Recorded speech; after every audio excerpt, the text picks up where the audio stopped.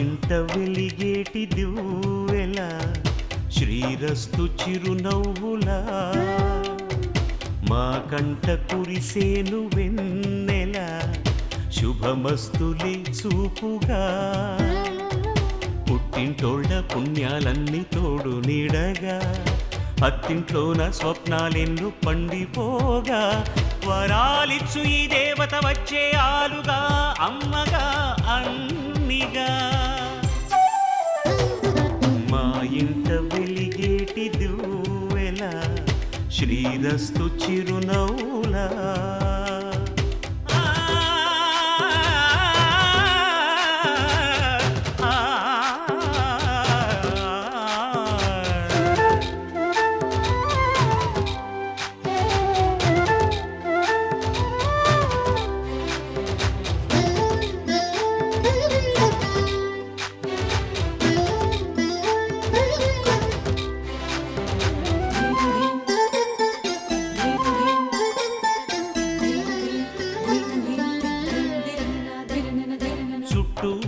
చీకట్లన్నీ కాటుక పెట్టింది తన కష్టాల కన్నీరు తానే తాగింది మాట మాట మంచి చెడ్డ మాలలు కట్టింది తన అమ్మోరి మెళ్ళోన మల్లిగా మారింది సహనంలో భూమాతై సహధర్మంలో సీతై సాగిల్ది ఒంటిగా పగలంతా ఇల్లాలై పతి కోరే ప్రియురాలై పండింది ఆ దేవతే మాకు ప్రేమాంకితం చేసేలి జీవితం ఎన్నడు మా ఇంట వెలిగేటి దివ్వెల శ్రీరస్తు చిరునవ్వులా మా కంట కురిసేను వెన్నెల శుభమస్తులే చూపుగా పుట్టింటోళ్ళ పుణ్యాలన్నీ తోడు నీడగా అత్తింట్లోన స్వప్నాలెన్నో పండిపోగా వరాలిచ్చు ఈ దేవత వచ్చే ఆలుగా అమ్మగా అన్నిగా మా ఇంట వెలిగేటి దివ్వెల శ్రీరస్తు చిరునవ్వులా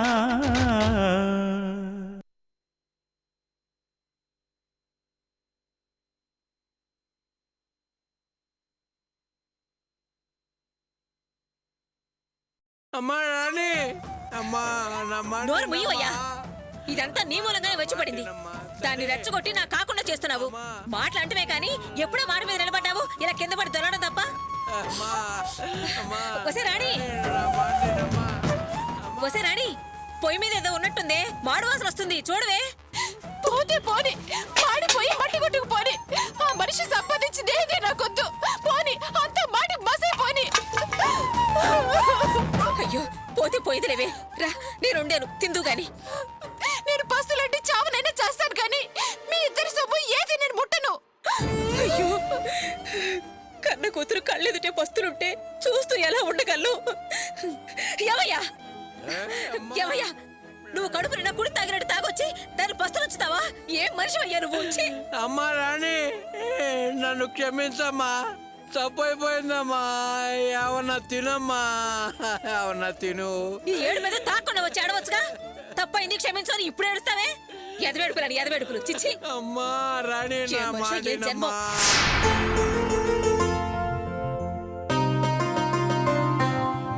రే రే ఏంట్రా నా చొక్కాలు వెతుకుతున్నావు? దమ్ము కొడుతున్నా డబ్బులు లేవురా. నీ జేబులో ఏమైనా చిల్లర ఉందామని వెతుకుతున్నా. ఒక్క జేబులో రూపాయి బిల్ల లేదు. రే నా దగ్గర అసలు డబ్బులు లేవురా. కృష్ణే మధ్యాహ్నం భోజనానికి డబ్బులు ఇచ్చాడు. వాటిలో కొన్ని మిగుల్చుకుని ఇప్పుడు టిఫిన్ చేసి వస్తున్నా. యారా దానికి అంత వివరంగా చెప్పాలా? నా సమస్యలుగా ఏమైనా పార్లమెంట్లో బడ్జెట్ వేయాలా? నువ్వు ఉన్నాయోరా పిసినారోడివి. అందరిని ఇలా ఎప్పటికప్పుడు మొత్తం దులిపేసుకుని తర్వాత వెతుక్కుంటూ ఉంటారా? ఈడొకడు.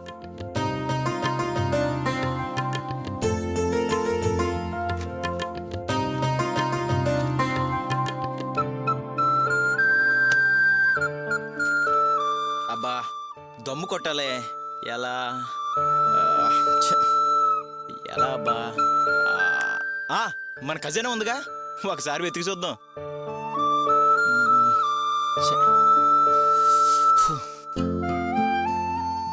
తాగేటప్పుడు కాస్త వదిలేస్తే ఇలాంటప్పుడు ఉపయోగపడతాయి. చా, అప్పుడు కక్కుర్తి, ఇప్పుడు వెతుకులాట. ఓ, అన్వేషణ ఫలించిందిరా. కాస్త తీరే మార్గం దొరికింది. యు ఆర్ లక్కీ రా సూర్య, యు ఆర్ లక్కీ.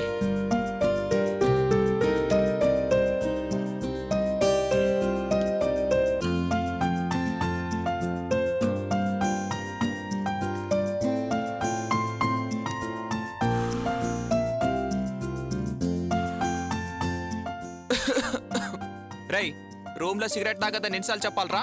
ముందు బయటికి వెళ్తాగు, వెళ్ళు. ఒరేయ్, దమ్ము కొట్టిదే రిలాక్స్ కోసం. అనవసరంగా నువ్వు టెన్షన్ పడి నన్ను టెన్షన్ పెట్టకరా. ఏంట్రా రిలాక్స్? ముందు బయటికి వెళ్తాగు, వెళ్ళు. ఛా, ఈడొకడు దొరికిన ఒక్క దమ్ము కూడా ప్రశాంతం కొట్టినవాడు.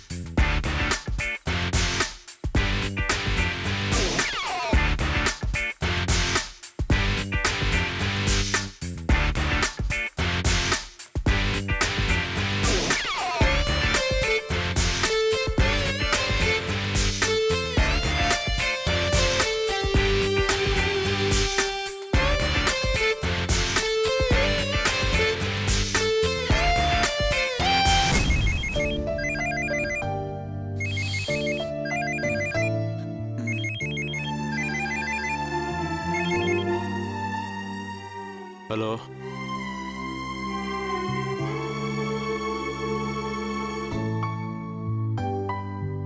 అలాగా, వెంటనే బయలుదేరి వస్తున్నాను.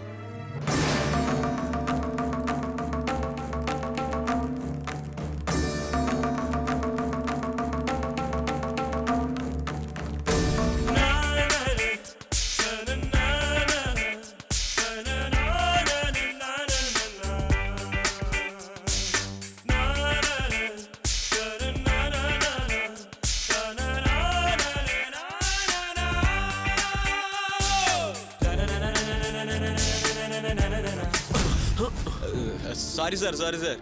ఏంటి సార్ ఈ టైంలో బయటకు వెళ్తున్నారు? ఓ, ఏంటి ఈ టైంలో బయట తిరుగుతున్నాను చూస్తున్నారా? ఏం లేదు సార్, నిద్ర పట్ట తిరుగుతున్నా. అబ్బో, సార్ ఏమో సీరియస్గా ఉన్నారు. సర్లే, దొరకపోతారా ఏంటి?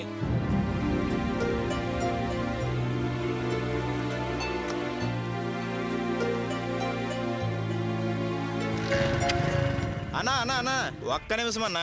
ఏమిటయ్యా? ఏం లేదన్నా, మా రూమ్ లో కృష్ణ అని కాల్ టాక్సీ డ్రైవర్ ఉన్నాడు. కొంచెం పెట్రోల్ తెచ్చాడన్నా. మీరు ఏమైనా కొంటారేమని. అన్నా, బంకులో కంటే 10 రూపాయలు తక్కువ అన్నా. కావాలంటే 15 రూపాయలు తగ్గించుకన్నా. మంచిదేనా? అన్నా, నెంబర్ 1 అన్నా. సూపర్ అన్నా. ఎంతుంది? 1 లీటర్ ఉందన్నా. సరే ఇటు ఇదిగా అన్నా. అన్నా, డబ్బులన్నా. ఇస్తున్నానుండు.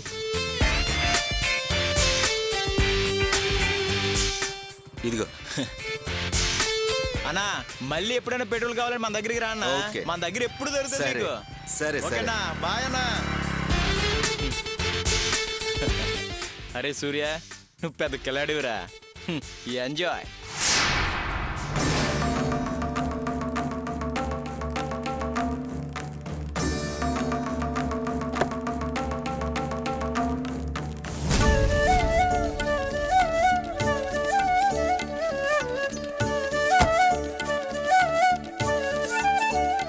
గోపి, నిన్ను చూసి ఎంతకాలమైంది? ఎలా ఉన్నావు గోపి? నేను బాగున్నాను, నువ్వెలా ఉన్నావు? Yeah, I'm all right, very happy. ఇంతకీ ప్రియ ఎక్కడుంది? ప్రియా? ఏంటి గోపి ఇది? ఇంతకాలం తర్వాత కలిసాం. ఫార్మాలిటీగా బాగున్నావా అని అడిగేసి వెంటనే ప్రియ గురించి అడిగేస్తున్నావు. నా గురించి పూర్తిగా తెలుసుకోవాలన్న ఆరాటం ఏం లేదా గోపి? అయ్యో, అదేం కాదు నందిని. మీ నాన్నగారు ఎప్పుడు నీ గురించి వివరాలు నాకు చెప్తూనే ఉంటారు. నువ్వు ప్రియ గురించి ఫోన్ చేసావు కదా, ఆ టెన్షన్లో ఉన్నాను అంతే. ఇంతకీ ప్రియ ఎక్కడా? కంగారు పడకు గోపి, ప్రియ కారులోనే ఉంది, రా.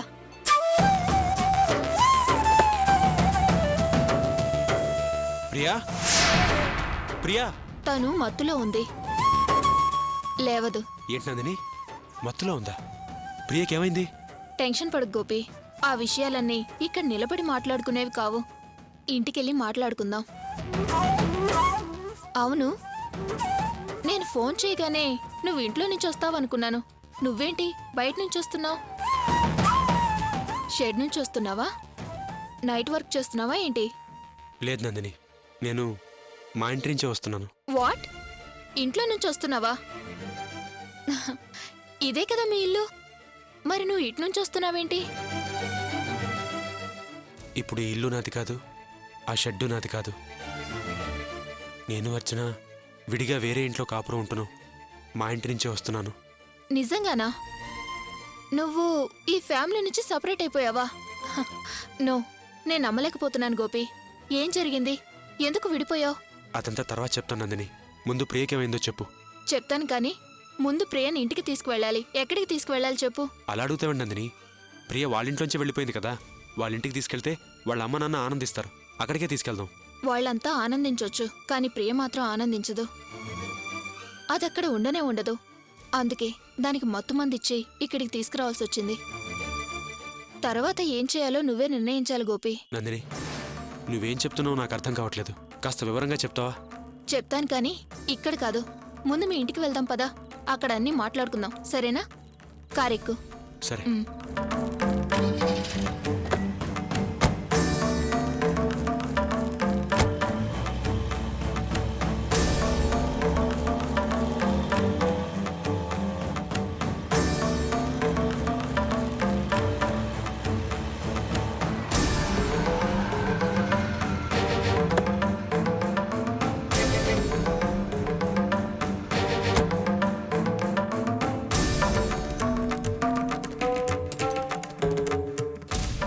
ఏమండి? నేనండి గోపిని. కొంచెం గేట్ తీస్తారా? ఒక్క నిమిషం.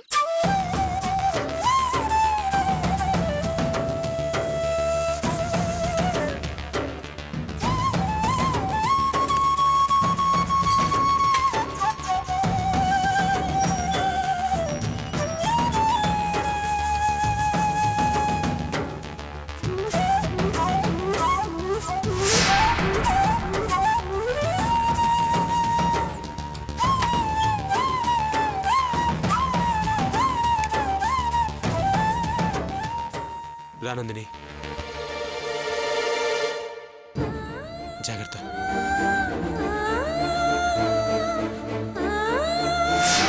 ప్రియా,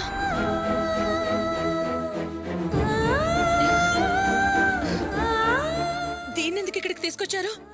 ఏం మాట్లాడుతున్నావు అర్చన? కనిపించకుండా పోయిన అమ్మాయి తిరిగి కనిపించిందని సంతోషించాలి గాని అలా మాట్లాడతావేంటి? దీన్ని ఇక్కడికి తీసుకొచ్చారని సంతోషించే వాళ్ళు ఇక్కడ ఎవరూ లేరు. ముందు బయటికి తీసుకెళ్ళండి. అదేంటి అర్చన? ఎంతైనా తను నీ తోడపుట్టిన చెల్లెలు. నేను వాళ్ళతో సంబంధాలు ఎప్పుడో తెంచేసుకున్నాను. అమ్మ, నాన్న, అన్న, చెల్లెలు అంటూ ఎవరూ లేరు. ముందు బయటికి తీసుకెళ్ళండి. చాలా ఊరుకో అర్చన. ఎప్పుడు పాత పాటే పాడుతూ ఉంటావు. ఎప్పుడు అండం కాదు, ఇప్పుడు అంటున్నాను వినండి. ఇంకేం మాట్లాడద్దు అర్చన, మాట్లాడద్దు. నందిని, ప్రియని జాగ్రత్తగా పడుకోబెట్టు. జరుగు, జాగ్రత్త.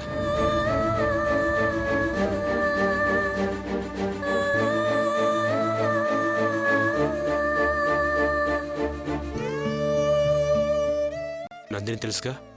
తెలుసు, రంగరాజ్ గారి కూతురేగా. పెళ్లిలో చూశాను.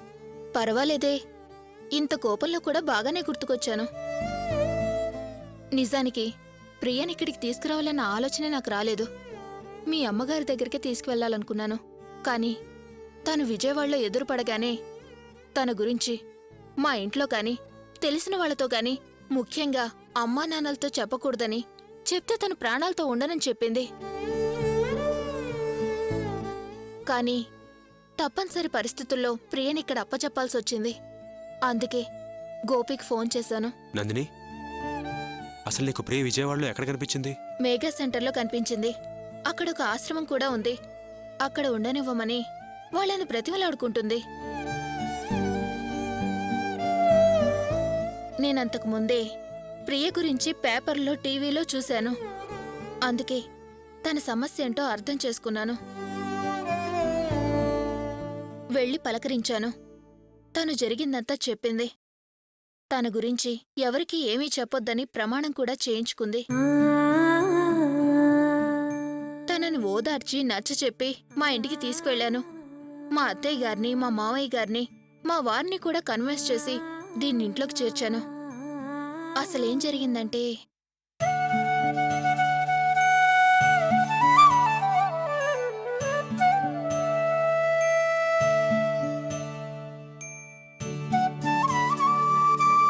ఈ అమ్మాయి పేరు ప్రియా. వయసు 21 సంవత్సరాలు. ఎత్తు 5 అడుగుల 6 అంగుళాలు. చామంచాయ. ఈ అమ్మాయి ఇంటి నుంచి వెళ్లిపోతూ నా కోసం వెతికే ప్రయత్నం చేస్తే ఆత్మహత్య చేసుకుంటానని లెటర్ రాసి వెళ్లిపోయింది. ఈమె కోసం వాళ్ళ అమ్మగారు దిగులు పడి అనారోగ్యంతో ఉన్నారు. ఈమె సమాచారం తెలిస్తే ఈ నెంబర్స్ కి ఫోన్ చేయండి. 9032572668 9192949845. ప్రియ కనిపించడం లేదన్న విషయం చాలా సీరియస్ అయినట్టుందే. ప్రియని ఇక్కడే ఉంచడం అంత మంచిది కాదు. ఎలాగైనా నచ్చచెప్పి ఈ రోజు అక్కడికి పంపించేయాలి. అవునే, ఈరోజు మెడికల్ షాప్ నుండి బయటకు వస్తుంటే మా విజయవాడ అత్తయ్య చూసింది. కానీ నేను జాగ్రత్తగా ఎస్కేప్ అయ్యానే. ఇక్కడ మా అత్తయ్య ఉంటున్న విషయం నాకు తెలుసు. ఇంత పెద్ద విజయవాడ సిటీలో ఆవిడకి నేనెందుకు కనిపిస్తానులే అనుకున్నాను. కానీ ఆవిడ కంట్లోనే పడ్డాను. ఇంక నేను ఈ ఊర్లో ఉండలేనే. నా చదువుకు సరిపోయినా సరిపోకపోయినా ఏదో ఒక జాబ్ చూడమనివే. ఎక్కడైనా హాస్టల్లో ఉండి అడ్జస్ట్ అవుతాను. ఇక్కడే ఉంటే నన్ను ఎలాగోలాగా పట్టేస్తారు. కుదరదే. నాకు మా ఇంటికి వెళ్ళడం అస్సలు ఇష్టం లేదు. ఈ రాత్రికి ఎలాగోలాగా ఇక్కడి నుంచి వెళ్ళిపోతాను. ప్లీజ్ ఈ చిన్న సాయం చేసి పెట్టవే. లైఫ్ లాంగ్ నీకు రుణపడి ఉంటాను. మళ్ళీ ఒక 10 నిమిషాల తర్వాత నీకు ఫోన్ చేస్తాను. మీ అక్కయ్యకి నా గురించి కొంచెం చెప్పి పెట్టవే. ఉంటాను. బాయ్.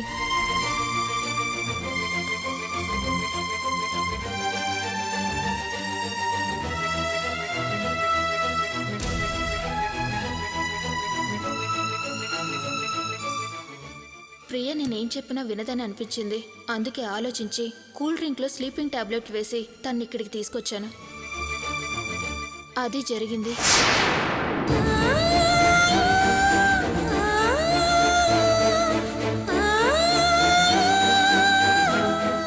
విజయవాడలో ప్రియ మీ అత్తయ్యని చూడడం వల్ల ఇక తన ఆ ఊళ్ళో ఉండడం మంచిది కాదనుకుంది.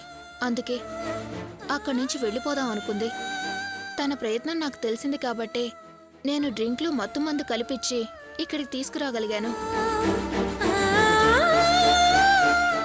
ప్రియని స్ట్రైట్గా వాళ్ళ అమ్మగారింట్లోనే వదిలిపెట్టొచ్చు. కానీ తనకు అసలు అక్కడ ఉండటం ఇష్టం లేకే కదా బయటకొచ్చింది. అంతేకాక మళ్ళీ వాళ్ళ అత్తయ్య ద్వారా తనుండే ప్లేస్ తెలుస్తుందనే కదా మా ఇంట్లో నుంచి పారిపోవాలని చూసింది. అలాంటప్పుడు నేను అక్కడికి చేరిస్తే దేనికైనా తెగబడొచ్చు. ఏ ఆత్మహత్య ప్రయత్నమైనా చేయొచ్చు. మనం ఒకసారి కాపాడొచ్చు, 2 సార్లు కాపాడొచ్చు. 24 గంటలు కాపలా కాయటం కుదరదు కదా. అందుకే తనని ఇక్కడ వదిలేసి వెళ్దామని వచ్చాను.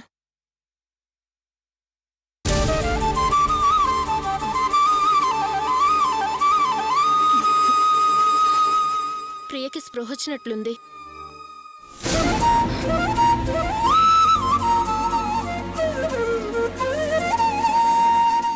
ఒక్క నిమిషం.